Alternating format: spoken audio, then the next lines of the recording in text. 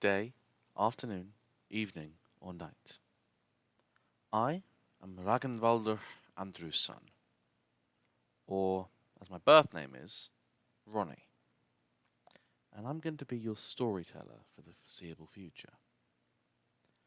Now, I will be telling stories, either ones that I've written, or poetry I've written, of which there is not that much, or for the most part, I will be reading stories written by other authors, of which I will credit in the comments and at the beginning of each video. I will not attempt to claim someone else's work as my own. Now, for today's reading, I'll be giving you two. You'll be getting one of the only poems I've ever written, along with the first chapter of a book series that I one day hope to finish. So, grab a drink of tea, coffee, or your favourite brew of mead, and enjoy Shell, a poem by me, Ragnvaldr. Silence echoes within the hollow halls of the mind of him, of it, that has curled up its obsessions from the piercing eyes of earth. Questions seeking unrequited answers from the hidden mass that festers in its own quivering shell. Shell that was once brimming with query and wonder, that held the key to the shackles of chronal passage. Whispers fading from events unspoken, ever diminishing but never ending. Bouncing in the halls and on the walls like a child of glucose, reverberating the intrusion. A saviour of the shell that weakens the deadly dichotomy, corrupted, changed by freedom of youth. The saviour abandons her unfinished work. Calling to the day we see. The shell remains curled and twisted to the very core. Bound by its sorrows and ruminations, its obsessions are dark and villainous. The unspeakable, vile nature of the shell, no. It's not a fingerprint. It had been witnessed prior. Instead, the uniqueness of the creature is the duality, the benevolence hiding behind the malice, the abyss embedded in the light. Silence shall forever echo in the hollow halls of the shell, obsessions of whom shall remain guarded by the keyholder until the river runs dry. We all know a tortured soul like this shell, one tormented by fear, fate, and self. I know my shell all too well, its obsessions too. He appears to me on the pensive glass hung upon my wall. So, that was Shell. That was a poem I wrote about 1.5 to 2 years ago. And I hope it provokes some thought. And I'm open to any speculation you have down below of what that could have been about. I'm and always happy to read through your comments to see if you have any ideas or any speculation or any thing you maybe wanted to add or anything. So feel free to leave comments down below.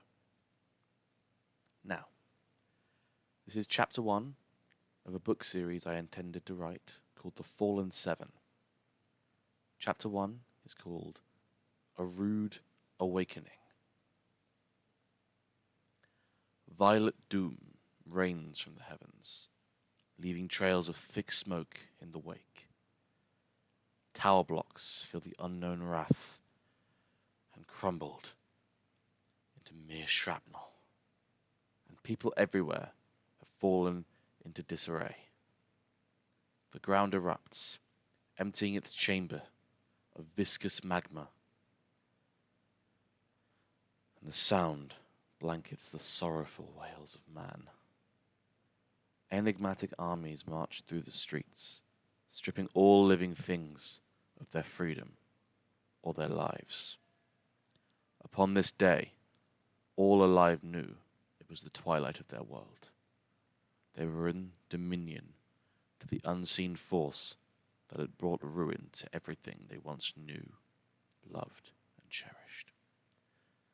They feel the ground shake once more as a brilliant explosion of what seems like pure, malicious energy parts the blackened clouds to reveal crying stars in a desolate sky. An object falls, something enormous, its shape indescribable. This was no terrestrial artifact. All eyes were fixed upon it, eyes that were pleading for salvation. As it collided with the surface of the earth that now seemed in its thrall, the world knelt. The object, shrouded in darkness, begins to unfurl itself. Startled, Damien awoke from his all-too-vivid hallucination by the feeling of the floor suddenly coming out to meet him as he fell from his bed. The silence of his room echoed in his head.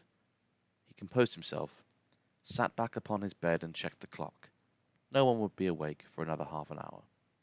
Alexis had stayed over at her friend's house the night before. His parents were still asleep as it was a Saturday morning. The world slept, and seemed to continue as if nothing had happened. All except for Damien, who was now restlessly trying to recall what he had just witnessed, his heart pulverizing his chest as though it were a miner's hammer on ore. He grabbed some paper from his desk and began to jot down everything he could remember, writing down words that he remembered hearing, drawing sketches of as much of what he saw that he could physically draw. What was left was scatters of paper on the floor with manic drawings and completely unrelated, random words and sentences. It would be neater if one were to walk into an asylum. Damien gathered the pages and attempted to put them in some sort of order, but to no avail. He couldn't recall any more. After all, it was a dream. But he was still surprised at how much was remembered, seemingly much more than any dream he had ever had before. His 9:30 alarm went off, letting him know that it was time for life to go on, regardless of whatever he had envisioned. He cleared his floor, put the pages inside of his backpack, and headed downstairs to the kitchen. Damien decided to bring his backpack with him, as he was sure there was no food in the fridge for breakfast. He knew he would have to go and get some from the supermarket in order to quell his father's sleep-deprived, hungry ire. As Damien walked the hallway to the kitchen, he looked around at the pictures hung on the walls. He was reminded of family holidays, days out, weddings, and important birthdays. But he didn't feel the same looking at these photos now. Damien loved his family above anything else. He loved the bond he shared with his father most of all. Damien would look at these photos every day on the way to the kitchen. They reminded him of all the good times he had with his family, and all the experiences they shared. But this morning he felt different. He felt as if those photos didn't matter anymore. The terror he had visioned had poisoned his subconscious and damaged his psyche ever so slightly.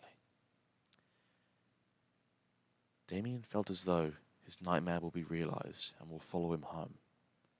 His family torn apart by this unseen evil, and he would be all alone. The pictures that once told stories of a life with the passion of 1,000 suns has now been diminished by a nihilistic view only brought on by sheer terror and paranoia. He passed the photos, spending less and less time looking at each successive frame. Damien entered the kitchen and heard the familiar mumble of his father that they were out of food. "No bread, no milk, no eggs," his father muttered before shouting into the fridge, "When do we last buy food in this house?" Damien spoke to his enraged father. "Dad, I can go buy some food for breakfast at the shop down the road." "Oh, Damien, you gave me a start," said his father while closing the fridge door. "If you wouldn't mind, son, there's £15 by the kettle. Pop down, get some bread, Milk and eggs and cereal, please. Just then, Damien's mother walked into the kitchen from the living room. If you hurry up, you might get back for when Alexis gets home from her friend's house, said the mother, wasting no time to get her words out. I'll be back in 20 minutes, shouted Damien, as he was already walking out the door. Outside, the sun was struggling to peer through the thick, dark, fast-moving clouds. It looked like it was going to rain, and rain hard. Damien hated the rain. He hated bad weather, be it rain, snow, sleet, or hail. He much preferred it when the Aurum golden sun was beating down from the sky. The rain that reminded him of the day of his grandfather's death. It was a cold October night. Damien was at home, waiting for his mother and father to return from a hospital visit when the news was broken. Damien was out on the front doorstep, rain pouring from his face, and his mother simply told him his grandfather had passed in his sleep. From then on, Damien would always associate rain with that day, and refused to let it touch his skin, for fear of the return of those memories he had tried to repress those few years ago. So, with this in mind, as always in this situation, Damien grabbed the biggest umbrella he could find and walked out the door. So Damien set off for the supermarket, with money in one hand, umbrella in the other, and backpack slung over his shoulders carelessly. He was making haste, as he did not want to be caught in the likely torrent that was to come. Damien couldn't wait to get home, so he could see his sister, Alexis, who was only 2 years younger than him. She had stayed at a friend's house for the past few days. Damien missed her more than most brothers missed their sisters. This was because Damien truly cherished his sister. Despite the arguments and disagreements, they were the best of friends. Being only 17 years old, Damien's mind was already plagued by conflict, fueled by hormonal imbalances, stresses of school. But this dream, this vision, definitely didn't help. Whilst he was walking, he thought to himself about why he had this dream, and more pressingly, why was it so vivid? He needed answers, and he needed them now. He couldn't think about why for very long before his mind was called back to that shrouded object that startled his mind so much that it shocked him out of slumber. What on earth, or better yet, not on Earth, was that thing? Was it a meteor? Some kind of UFO or alien ship? A weapon? It seemed like the only blurry part of this hyper-vivid dream was that object. There was nowhere near enough detail to even begin to decipher its nature, but Damien, being Damien, thought hard about it anyway. He remembered that it wasn't quite uniform in shape. It was almost like an oval sphere with rough, jagged edges near the bottom. He could recall hints of red in the shadow, but that was all. No matter how hard he tried, he was blind to whatever else was there. End of chapter. Thank you for listening to A Rude Awakening, Chapter 1 of the first book of the Fallen 7 series, which will likely take fairly a few years before actually being fledged out because of university and because of me having almost no free time to actually sit down and write a book. However, I will try my best to get the rest of the story fledged out before I finish university. So then once I leave, I can use my spare time to write. But thank you for tuning into my first video. If you like this, be sure to check out other content I create. I'm a creator on TikTok. I do not post story readings, however. I post information about Norse mythology and physics. So on my TikTok page, it is called British Viking. You'll know it because the profile picture is of me. You can also follow my Instagram. It's much more personal. It's Ronnie_Knobs. I will put these in the description. Yeah.